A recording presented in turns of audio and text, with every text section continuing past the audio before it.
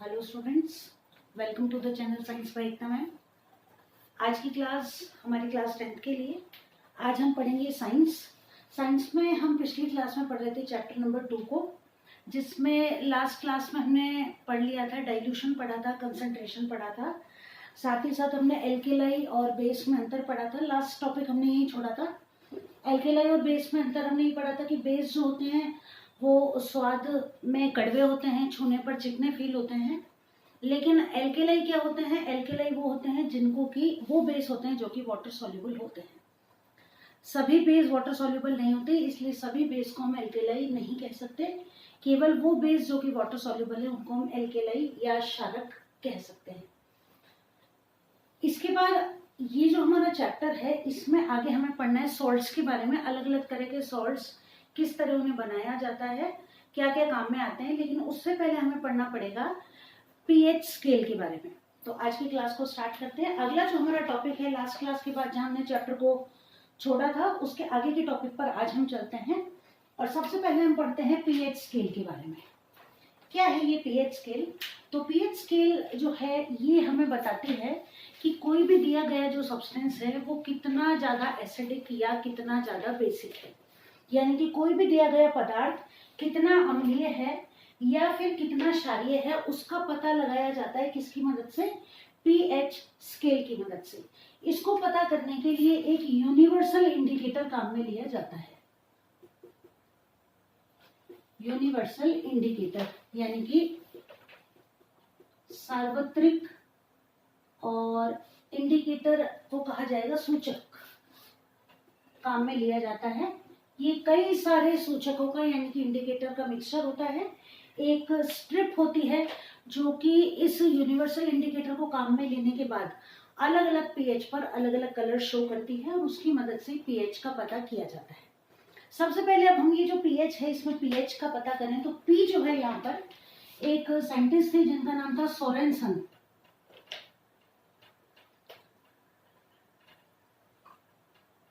इन्होंने इस pH scale को डेवलप किया और पीएच के अंदर पी जो है ये बता रहा है पावर को, पावर ऑफ एच यानी कि हाइड्रोजन आयंस। यानी कि पीएच स्केल जो है वो हमें हाइड्रोजन आयनों की सांद्रता के बारे में बताती है। तो पी यहाँ पावर या पोटेंस को बताता है। पोटेंस जो है ये जर्मन भाषा का शब्द है जिसका मतलब होता है पावर या मात्रा को बता रहा है। और इस तरह हम बताते हैं कि पीएच जो है, इसकी वैल्यू, पीएच स्केल जो है इसकी वैल्यू देखिए स्टार्ट होती है कहां से? 0 से लेकर 14 तक। यहाँ पर 7 जो है, 7 मैंने इसलिए लिखा कि अगर किसी दिए गए सॉल्यूशन या सब्सटेंस का पीएच 7 है, इट मीन्स वो कैसा है? न्यूट्रल है। न्यूट्रल यानी कि उदासीन है। उदासीन का मतलब यह है कि ना तो वो एसिडिक है और ना ही बेसिक है। 7 से, अगर हम 0 से 7 पर जितने भी सॉल्यूशंस या सब्सटेंस होंगे ये एसिड्स होंगे, 7 के बाद से 14 तक ये सभी बेसिक होंगे। वन बाय वन करके अब हम पढ़ते हैं। देखिए कि हम ये जानते हैं कि एसिड्स क्या होते हैं। एसिड्स वो होते हैं जो किसी भी सॉल्यूशन के अंदर कौन से आयंस देते हैं? हाइड्रोजन आयंस देते हैं। और बेस जो होते हैं ये क्या होते हैं? ये किसी भी सॉल्यूशन के अंदर हाइड्रोक्सिल आयंस देते हैं, वो होते हैं हाइड्रोजन आयन, और इनको कहा जाता है हाइड्रोक्सिल आयन। तो वो सब्सटेंस जो कि लिक्विड के अंदर यानी कि जल में घोलने पर हाइड्रोजन आयंस देंगे, ये तो कहलाएंगे एसिड्स, और जो हाइड्रोक्सिल आयंस देंगे वो क्या कहलाएंगे? बेस। और इसी पर बेस्ड है हमारी पीएच स्केल। तो अब हम पढ़ते हैं हमारी पीएच स्केल के बारे में, जिससे हमें ये पता चले कि पीएच स्केल के थ्रू हम कैसे किसी सब्सटेंस को एसिडिक या बेसिक बता सकते हैं।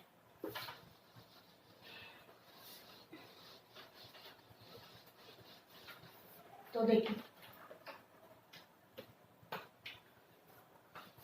ये पीएच स्केल हम मान लेते हैं, ये वो स्ट्रिप है जिस पर कि यूनिवर्सल इंडिकेटर लगा हुआ है।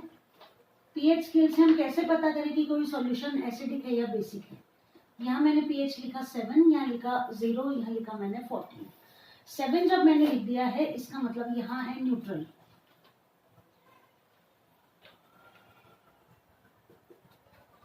0 अगर किसी का पीएच है इसका मतलब वो बहुत ज्यादा एसिडिक है।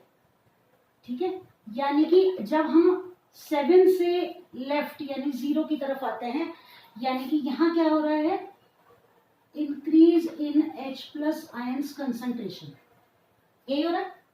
और जब हम 7 से 14 की तरफ जा रहे हैं तो यहाँ क्या हो रहा है, increase in hydroxyl ion concentration, यही होगा। यानी कि जब हम 7 से 0 की तरफ आ रहे हैं तो हाइड्रोजन आयंस की मात्रा बढ़ रही है, तभी तो एसिड बढ़ रहा है, और यहाँ हाइड्रोक्सिल आयंस बढ़ रहे हैं, तभी तो बेसिक गुण बढ़ रहे हैं। जैसे जैसे हम 7 से 0 की तरफ आएंगे वैसे वैसे एसिडिक नेचर जो होगा will increase, left right to left आने पर। और जब हम 7 से 14 की तरफ जाएंगे तो यहाँ क्या होगा, बेसिक नेचर विल इंक्रीज। ये तो हो गई बात pH स्केल के बारे में कि यहाँ हाइड्रोजन आयंस बढ़ेंगे, यहाँ हाइड्रोक्सिल आयंस बढ़ेंगे। जैसे जैसे हम राइट टू लेफ्ट आएंगे तो एसिडिक नेचर बढ़ेगा, और राइट टू मिडिल से राइट की तरफ जाएंगे तो बेसिक नेचर बढ़ेगा। यहाँ हाइड्रोक्सिल आयन कंसंट्रेशन बढ़ेगी और यहाँ हाइड्रोजन आयन कंसंट्रेशन बढ़ जाएगी। कोई सॉल्यूशन जिसका pH 0 है वो बहुत ज्यादा एसिडिक होगा, और कोई सॉल्यूशन जिसका pH 14 है वो बहुत ज्यादा बेसिक होगा। जैसे इसका एग्जांपल है NaOH, सोडियम हाइड्रोक्साइड, जो कि बहुत ज्यादा बेसिक नेचर का होता है। अब कुछ जनरल सॉल्यूशंस जिनके pH हमें याद होने चाहिए, जैसे पहला है गैस्ट्रिक जूस।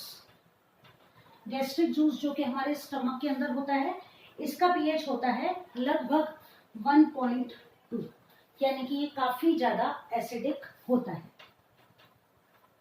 अगला जो है जिसके बारे में अब हम पढ़ें तो अगला है लेमन जूस, जिसका pH है लगभग 2.2, यानी कि ये भी ज्यादा एसिडिक नेचर का होता है। इसके बाद है ब्लड। ब्लड का pH होता है स्लाइटली बेसिक होता है, ये 7.4। इसके बाद जो मेन हमसे ज्यादातर पूछा जाता है वो है मिल्क ऑफ मैग्नीशिया। इसका pH आपको याद रखना है, जो कि हमेशा 10 होता है मिल्क ऑफ मैग्नीशिया का। और last one is sodium hydroxide, जिसका pH मैंने आपको बता दिया लगभग 14 होता है। ये बात हुई pH की। pH की मदद से हम ये पता कर सकते हैं कि हाइड्रोजन आयन और हाइड्रोक्सिल आयंस किसके अंदर ज्यादा हैं। साथ ही साथ हम ये भी बता सकते हैं कि कौन सा एसिड स्ट्रॉन्ग एसिड है या कौन सा बेस स्ट्रॉन्ग बेस है। जिसका pH जैसे अब यहाँ पर है, ये दोनों एसिड्स हमें दे रखे हैं, इन दोनों में से ज्यादा स्ट्रॉन्ग एसिड कौन सा होगा, जिसका pH कम होगा वो ज्यादा एसिडिक होगा। यानी कि लेमन जूस के मुकाबले हमारा गैस्ट्रिक जूस जो है वो ज्यादा एसिडिक होता है।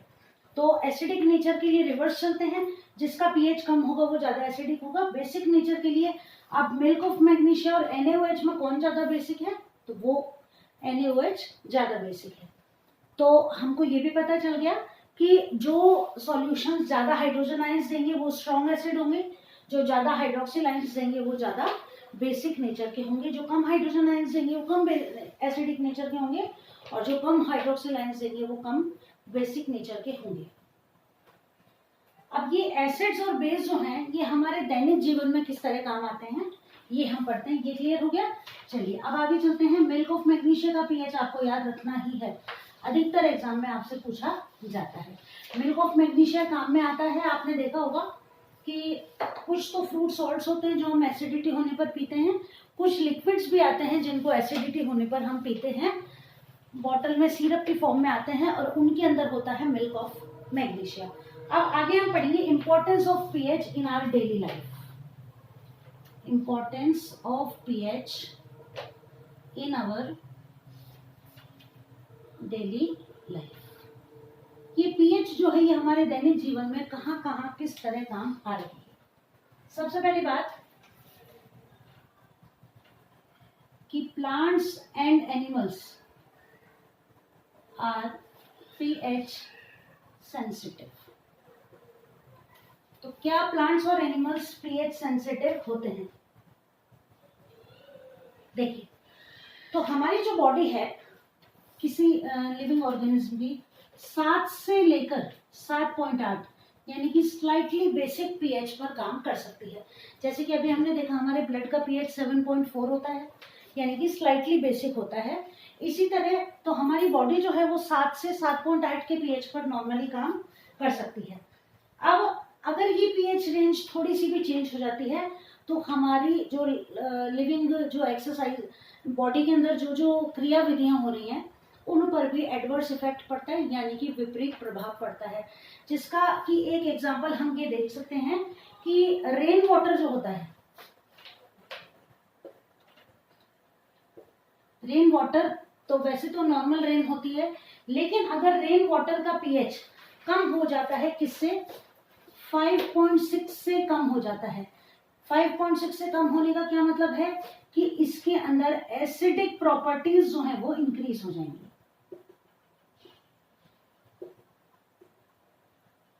यानी कि बारिश के पानी का पीएच अगर 5.6 से कम हो जाएगा तो उस जल के अम्लीय गुण बढ़ जाएंगे। अम्लीय गुण बढ़ने से क्या होगा, अब हम बात कर रहे हैं प्लांट्स और एनिमल्स की। अब ये एसिडिक जो वाटर है जो कि रेन की फॉर्म में अर्थ पर गिर रहा है, ये कहाँ कहाँ जाएगा, वाटर रिसोर्सेज तक जाएगा, एनिमल्स के ऊपर गिर सकता है प्लस प्लांट्स के ऊपर भी गिर सकता है। तो देखिए अगर हमारे ऊपर ये पानी गिर जाता है तो स्किन डिजीजेस हो सकती हैं, स्किन बर्न हो सकती हैं और कई तरह की स्किन रिलेटेड डिजीज हमें हो सकती हैं। एनिमल्स के ऊपर अगर ये बारिश का पानी गिरता है जिसके अंदर एसिड है तो भी यही होगा कि उनकी भी स्किन पर या फिर जहां भी वो पानी उनकी स्किन पर गिर जाता है वहां कोई ना कोई दिक्कत उन्हें हो सकती है। साथ ही साथ बात करें प्लांट्स पर तो प्लांट्स की जड़ों तक अगर ये पानी पहुंच जाए तो उनकी जड़ों को नुकसान पहुंचेगा। जड़ों के थ्रू अगर ये पानी प्लांट्स के अंदर पहुंच जाए तो उन पर भी एडवर्स इफेक्ट पड़ेगा, क्योंकि पानी और न्यूट्रिएंट्स की जगह इसमें क्या होंगे, एसिड्स होंगे। साथ ही साथ यही पानी अगर वाटर रिसोर्सेज तक पहुंच जाएगा तो क्या होगा कि पानी में रहने वाले जो ऑर्गेनिज्म हैं उनको भी प्रभावित करेगा, साथ ही साथ पानी के अंदर जो प्लांट्स हैं उनको भी ये एसिडिक रेन प्रभावित करेगी। यानी कि हमने ये जाना कि प्लांट्स और एनिमल्स क्या हैं, पीएच सेंसिटिव हैं। क्योंकि अगर हम पीएच हमारी बॉडी का चेंज हो जाता है तो हमारी डेली जो क्रिया विधियां हैं वो प्लस हमारी स्किन या हमारी त्वचा से रिलेटेड बीमारियां हमें हो सकती हैं। अगला टॉपिक हम पढ़ें कि what is the pH of the soil in your backyard. PH of backyard soil. तो देखिए मिट्टी जो होती है, हर तरह की मिट्टी में हर तरह की फसल नहीं उगाई जा सकती, ये हमें मालूम है। यहाँ पर बात की जा रही है बैकयार्ड सॉइल, यानी कि हमारे घर के आसपास की मिट्टी कैसी है। हम ये चाहें कि हर फसल हमारे घर के आसपास उग जाए तो वो पॉसिबल नहीं है। कई बार ऐसा होता है कि अच्छे से खाद डालने पर, पानी डालने पर भी फसल नहीं उग पा रही है। अगर किसी के घर के आसपास हो खेती तो आप लोग ये बात जानते होंगे। तो किया ये जाता है कि ये पता लगाने के लिए कि क्या रीजन है कि फसल को सारी सुविधाएं दिए जाने के बाद भी फसल अच्छे से नहीं उग पा रही है, तो किया ये जाता है कि जो मिट्टी होती है उसकी टेस्टिंग कराई जाती है। उससे ये पता लगाया जाता है कि मिट्टी के अंदर मिट्टी का पीएच कम या ज्यादा तो नहीं है, जितना होना चाहिए उतना है कि नहीं है, या फिर किन न्यूट्रिएंट्स की कमी है। और पीएच जब मिट्टी का पता चल जाता है, अगर पीएच रिलेटेड कोई प्रॉब्लम है तो उस मिट्टी के पीएच को चेंज करके, यानी कि अगर ज्यादा एसिडिक है तो उसमें बेसिक चीजों को मिलाकर, या ज्यादा बेसिक है तो उसमें एसिडिक चीजों को मिलाकर मिट्टी की प्रॉपर्टीज में सुधार किया जाता है, जिससे कि हम चाहे जैसी फसल उसमें उगा सकते हैं। फिर pH of our digestive system, ये एक इंपॉर्टेंट टॉपिक जिससे क्वेश्चन आपसे पूछा जा सकता है। PH of our digestive system यानी कि हमारे पाचन तंत्र का पीएच। इस प्रॉब्लम से कई बार हम फेस करते हैं इस प्रॉब्लम को, कि होता ये है कि हमारे स्टमक के अंदर ये जो गैस्ट्रिक जूस HCl जो प्रोड्यूस होता है, इसकी एक लिमिटेड मात्रा होती है। उतना जो HCl है वो डेली प्रोड्यूस होता है। तो हमारे स्टमक में पाया जाता है HCl, जो कि खाने के माध्यम को अम्लीय बनाता है। जो खाना हमारे मुंह से हमारे स्टमक तक पहुंचता है, HCl उसके साथ मिक्स होता है और खाने के मीडियम को कैसा बना देता है, एसिडिक या अम्लीय बना देता है। ताकि क्या हो, एक तो खाना पचना स्टार्ट हो जाए, साथ ही साथ क्या हो कि भोजन के अंदर अगर कोई माइक्रो ऑर्गेनिज्म आ सकते हैं, आ गए हैं, तो भी उनको भी ये खाकर खत्म कर देता है, वो भी इसकी वजह से नष्ट हो जाते हैं। अब होता क्या है कि कई बार ज्यादा तेल मसाले वाला खाना या फिर जरूरत से ज्यादा खाना अगर खा लिया जाता है तो क्या होगा, उस ज्यादा खाने को या ज्यादा मसाले वाले खाने को डाइजेस्ट करने के लिए हमारे स्टमक को ज्यादा मात्रा में HCl सीक्रेट करना होगा। अब ये HCl नॉर्मल जब होता है स्टमक के अंदर, तो स्टमक एक बैग लाइक स्ट्रक्चर है, मस्कुलर, हमें पता है, तो ये इफेक्ट नहीं करेगा। लेकिन जब ये ज्यादा मात्रा में उत्पन्न हो जाएगा तो क्या होगा कि हमारे स्टमक में पेन और इरिटेशन डेवलप हो जाएगा। अब उस पेन और इरिटेशन को खत्म करने के लिए क्या किया जाएगा, तो देखो हमने एक रिएक्शन पढ़ी थी, अगर आपको याद हो तो हमने पढ़ा था न्यूट्रलाइजेशन रिएक्शन, अगर आपको याद हो तो, उदासीनीकरण। क्या पढ़ा था अगर याद हो तो, कि एसिड और बेस को जब मिलाया जाता है तो बनता है सॉल्ट और वाटर। पढ़ा था, याद आ गया? बस वही रिएक्शन यहाँ पर होती है कि पेट में क्या प्रोड्यूस हो चुका है, ज्यादा मात्रा में HCl। अब इसको क्या करना पड़ेगा, न्यूट्रलाइज, और इसको न्यूट्रलाइज करने के लिए क्या पीना पड़ेगा, कोई बेस पीना पड़ेगा।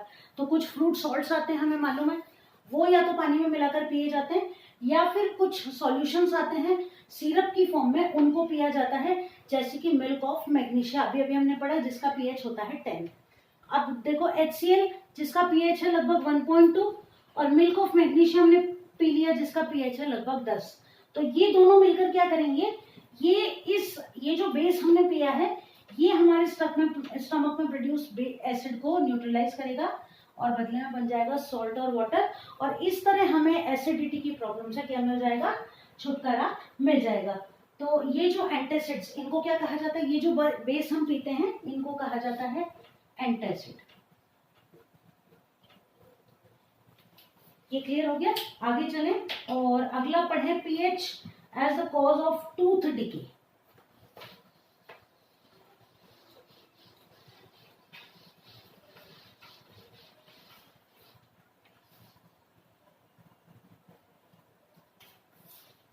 Fourth one, pH as a cause of tooth decay।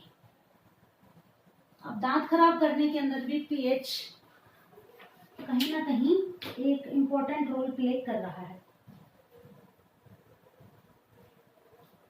मुंह का pH, हमारा जो मुंह है, माउथ, उसका pH भी अगर 5.5 से कम हो जाए, ठीक है, pH ऑफ माउथ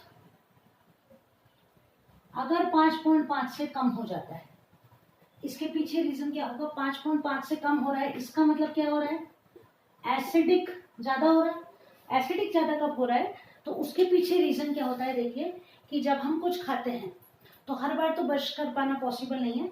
अगर हम अच्छे से कुल्ला नहीं करते हैं, मुंह को साफ नहीं करते हैं, तो हमारे दांतों के अंदर जो खाना लगा हुआ है, माइक्रोब्स जो कि हमारे बकल कैविटी के अंदर यानी माउथ के अंदर रहते हैं, ये माइक्रोब्स कहाँ जाते हैं, उस खाने पर अटैक करते हैं और क्या प्रोड्यूस करते हैं, एसिड्स प्रोड्यूस करते हैं।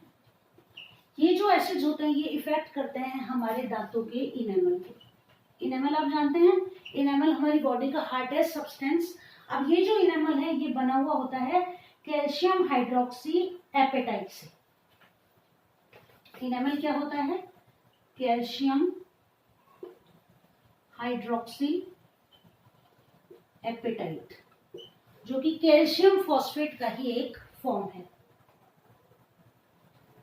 ठीक है, ये है crystalline form of calcium phosphate, calcium phosphate. अब होगा क्या कि ये हमने याद कर लिया, इनेमल बना हुआ है कैल्शियम हाइड्रोक्सी एपेटाइट से। और क्या है कैल्शियम हाइड्रोक्सी एपेटाइट, ये क्रिस्टलाइन फॉर्म है किसकी, कैल्शियम फॉस्फेट की। अब होगा क्या कि ये जो माइक्रोब्स हैं ये कहाँ पहुंच जाएंगे, हमारे दांतों की इनेमल पर, और इनेमल पर ये क्या प्रोड्यूस करेंगे, उस खाने के साथ रिएक्ट करके एसिड्स, जिसकी वजह से क्या डैमेज हो जाएगी, हमारे दांतों की इनेमल डैमेज हो जाएगी। और दांतों की इनेमल डैमेज होने से हमारे दांतों को खराब, जैसे कि हम कहते हैं ना कि चॉकलेट्स वगैरह ज्यादा खाते हैं तो दांत खराब हो जाते हैं, तो दांत खराब होने का रीजन चॉकलेट खाना नहीं है, उसको प्रॉपर साफ नहीं करना है। तो एसिड्स जो है वो प्रोड्यूस होंगे, इनेमल खराब हो जाएगी, और इनेमल खराब होने से दांत भी खराब होंगे। इसीलिए हमें क्या करना चाहिए कि अगर ब्रश नहीं भी कर पाए, अब ब्रश हम क्यों करते हैं, तो देखिए मुंह में क्या प्रोड्यूस हो रहा है, एसिड। तो जो हमारे पेस्ट होते हैं, टूथपेस्ट जिनको हम करते हैं, वो बेसिक नेचर के होते हैं, जो कि क्या करते हैं, इन एसिड्स को कर देते हैं न्यूट्रलाइज, जिसकी वजह से क्या होता है, हमारे दांत खराब होने से बच जाते हैं। तो हम जब पेस्ट करते हैं तो उनके अंदर बेस होता है, वो हमारे मुंह में प्रोड्यूस एसिड को न्यूट्रलाइज कर देता है, जिसकी वजह से हमारे दांत खराब नहीं होते हैं। तो कोशिश ये की जानी चाहिए कि हर बार ब्रश भले ही हम नहीं कर पाए, लेकिन कुछ भी खाने के बाद अच्छे से कुल्ला जरूर करना चाहिए, दांतों को साफ करना चाहिए। आगे हम पढ़ें self defence by animals and plants.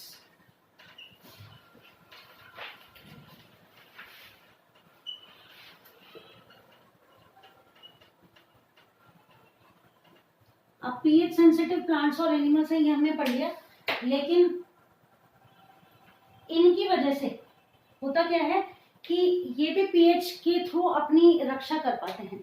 जैसे कि आपको पता होगा, बी मधुमक्खी जो होती है, ये जब डंक मारती है तो इरिटेशन, पेन होता है, स्वेलिंग आ जाती है। होता क्या है कि इसका जो स्टिंग होता है उसके अंदर होता है एसिड, और वो जब हमारी स्किन के अंदर जाता है तो उससे पेन और इरिटेशन उत्पन्न होता है। उसको हटाने के लिए क्या करना चाहिए, कोई माइल्ड एसिड जैसे कि बेकिंग सोडा, उसको अगर हम पानी में घोलकर और उस जगह पर लगा लें तो उस बी के जो स्टिंग है उसका प्रभाव थोड़ा सा कम हो जाता है। साथ ही साथ एक पौधा और पाया जाता है जिसे कहा जाता है नेटल प्लांट। इसकी जो पत्तियां होती हैं इनके अंदर पाया जाता है मेथेनोइक एसिड। अब ये जो मेथेनोइक एसिड होता है, अगर जानवर इस नेटल लीफ वाले पौधे के आसपास घूमते हैं तो ये जो पत्तियां होती हैं इनकी जो आगे का हिस्सा नुकीला होता है, वो जानवरों के या हम अगर घूम रहे हैं तो वहां हमारे भी चुभकर और उसमें क्या पहुंच जाता है, मेथेनोइक एसिड पहुंच जाता है, जिससे काफी पेन और इरिटेशन होता है। लेकिन नेचर जो है इलाज इसके आसपास ही मिलता है कि जो नेटल का पौधा होता है इसके आसपास ही एक पौधा और पाया जाता है जिसे कहा जाता है dog plant, DOCK, dog plant. और ये जो डॉग प्लांट होता है इसकी पत्तियों को क्रश करके अगर हम उस जगह पर लगा लें जहाँ की नेटल लीफ के काटने से हमें पेन हो रहा है, तो क्या होता है, इस डॉग प्लांट के अंदर पाया जाता है बेस, जो कि इस मेथेनोइक एसिड को क्या कर देता है, न्यूट्रलाइज कर देता है। तो नेचर के अंदर ही इसका सॉल्यूशन अवेलेबल होता है। हमें जो याद रखना है वो ये कि नेटल लीफ के अंदर कौन सा एसिड है, प्लस इसको दूर करने के लिए या क्योर करने के लिए कौन से प्लांट का यूज किया जाता है। इसके बाद हमें कुछ जो एसिड्स हैं उनके नाम याद होने चाहिए। ये जो एसिड्स के नाम हैं ये हमसे मोस्टली एग्जाम में पूछे जाते हैं। जैसे सबसे पहले है विनेगर। विनेगर के अंदर पाया जाता है एसिटिक एसिड। एसिटिक एसिड अगले चैप्टर में भी हम इसके बारे में पढ़ेंगे। इसके बाद हम पढ़े कर्ड। कर्ड यानी दही, और इसके अंदर पाया जाएगा लैक्टिक एसिड। नेटल लीफ के अंदर हमने पढ़ ही लिया, इसमें पाया जाएगा मेथेनोइक एसिड। Methanoic acid. आगे हम पढ़े ऑरेंज के अंदर पाया जाएगा सिट्रिक एसिड। खट्टे जो फल होंगे उन सभी के अंदर सिट्रिक एसिड पाया जाएगा। ऑरेंज के अंदर मिलेगा सिट्रिक एसिड। इसके बाद है टमाटो। ऑरेंज हो गया, और क्या खट्टा फल और कौन सा है, लेमन लिख सकते हैं, लेमन, इसमें भी सिट्रिक एसिड होगा। इसके बाद टमाटो। टमाटो में पाया जाएगा ऑक्सैलिक एसिड। टमाटो के अंदर मिलेगा ऑक्सैलिक एसिड। इसके बाद है टेमेरिंड। टेमेरिंड यानी इमली। टेमेरिंड के अंदर पाया जाएगा, इमली के अंदर कौन सा एसिड होगा, इमली के अंदर पाया जाएगा टार्ट्रिक एसिड।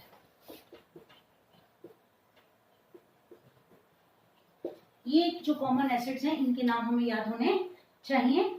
और अब जो हमारा टॉपिक बचा है इसके अंदर, इस चैप्टर के अंदर, वो लास्ट टॉपिक बचा है कि कुछ कॉमन सॉल्ट्स हैं उनका प्रिपरेशन मेथड प्लस उनके यूजेस हमें याद करने हैं। तो वो हम अगली क्लास में एक साथ सारे 4 या 5 ही हैं, फटाफट से तैयार हो जाएंगे। आज की क्लास कैसी लगी आपको ये भी बताना, प्लस समझ में आ गया होगा अच्छे से। यहाँ तक का टॉपिक आपको ऐसी मैं आशा रखती हूँ।